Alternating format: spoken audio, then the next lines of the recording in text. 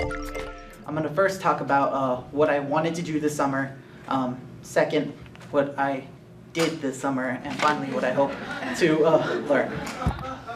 I am from El Paso, Texas, which is the western part of Texas, heading into where New Mexico, Texas, and Mexico meet, so it's quite the diverse borderlands. I've been living with a disability now for 17 years, and I'd have to say that the reason that I got involved and have a pertinent interest in education is because I pretty much started caring about education as soon as I went back into school after my accident. It was really difficult even to get a public institution to open up their doors to give me a sufficient and equal education. For me, it was about, and especially amongst the disability community, it's about integration and how we're integrated into society and how we are able to interact with other people and how the dominant culture can interact with us. When I got into high school, I'd have to take the same bus with students with disabilities, whether it be an intellectual disability or a mental disability. And they came from families that didn't even speak English. They spoke nothing but Spanish.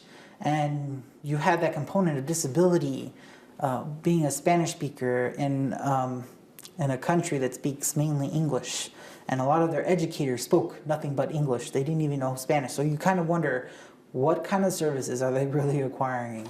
And so in that journey in the short bus that I used to take with them to school every day, I would just look at the parents and I would see the fear and the hope that they had for their child, that they came back home okay, and that everything went okay at school, and they didn't get that phone call to say, well, Maria acted up in school today.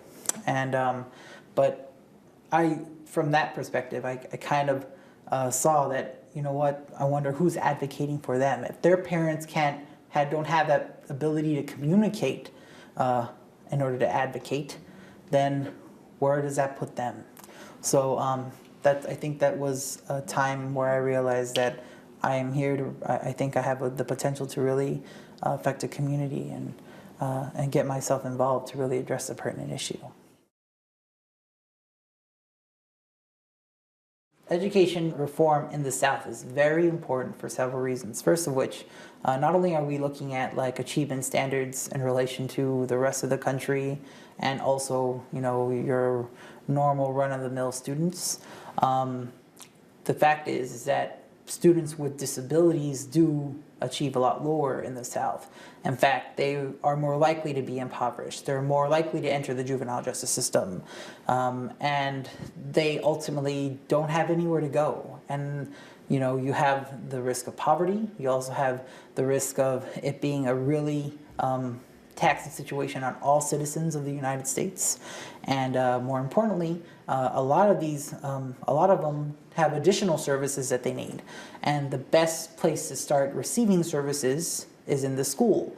And you'd think that you would acquire them. But a lot of times, especially in southern school districts where they don't get enough funds to provide those services, these students are already put at a disadvantage. So the bigger aspect of looking at the things that I did this summer was how people with disabilities are still a community within another community that is not doing that well.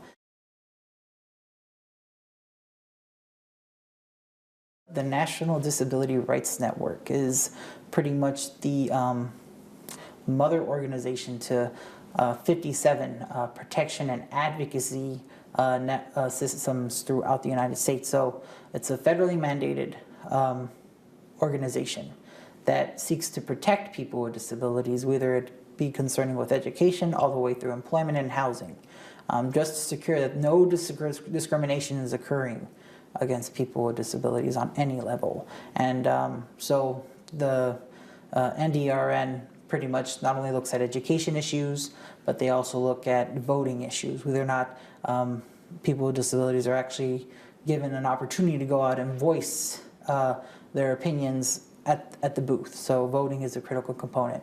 Employment, accommodations and access through the Americans with Disabilities Act.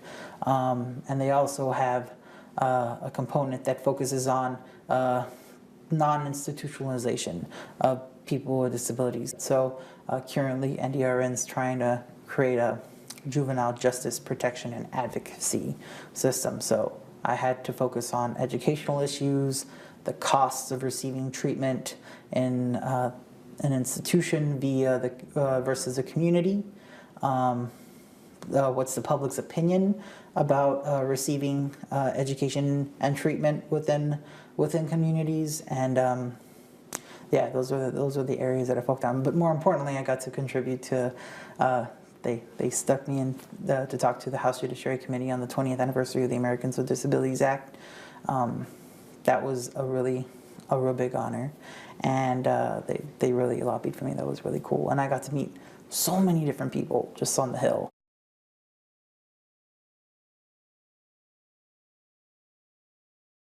When I got there, I just told them, I consider the ADA like my older brother.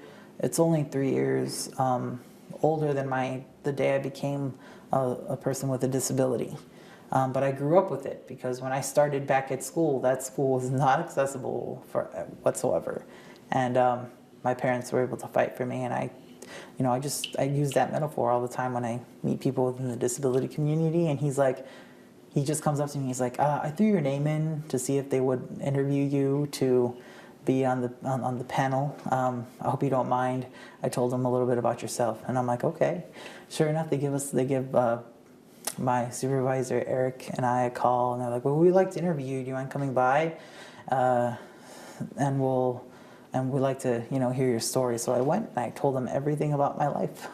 That's the first time I've really ever done that. But just in relation to how I thought the ADA affected me. And the thing that I had mentioned was that I never really utilized the Americans with Disabilities Act to litigate. Like, that school didn't get a lawsuit from my parents. But what it did do was my mother just said, well, I can sue you now through the ADA, so now you have to be compliant. And sure enough, it took them like a year to get everything put into the school to make it accessible.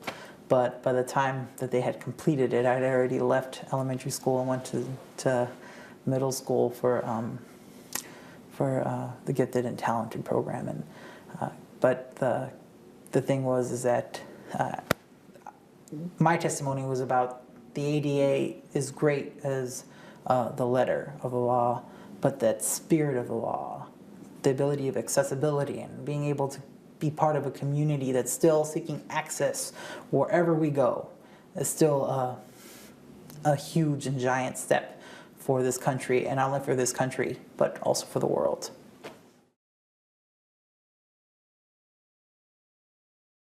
What are the chances of an intern going to Washington, D.C., getting an opportunity to testify to the Congress, and just being with a really outstanding organization? You meet so many people from the realm of in general education issues to special education issues, and also just having to meet our executive director for the Southern Education Foundation. I just met so many compelling people, and I couldn't help but go home and just Google them and see what they were about, and you just see all the great things that they've done, and that has been the general that has been cool. But I think it's Sean Dove, that first night when he talked about transformational leadership, that was kind of like the theme for this entire internship experience. How can I become a better transformational leader?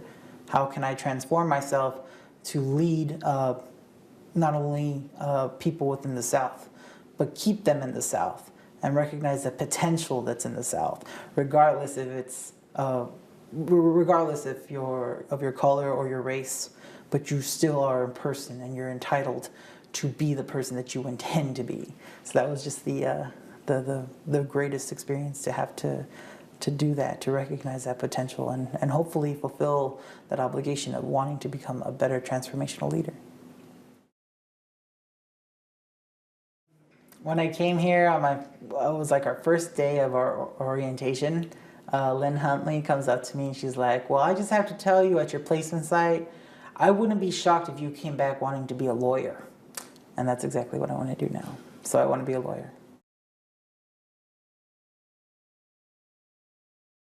Tom Perez, who's the Assistant Attorney General who focuses on civil rights issues. He called the network the warriors of the disabilities rights movement. So I feel like I consider myself a warrior too, so I'm going to put my armor on and go and fight for people with disabilities. Be prepared to learn, but more importantly, be humble to get the experience, because not very many people do. And just recognize that one opportunity where you can become a leader and get that experience to be a leader comes now.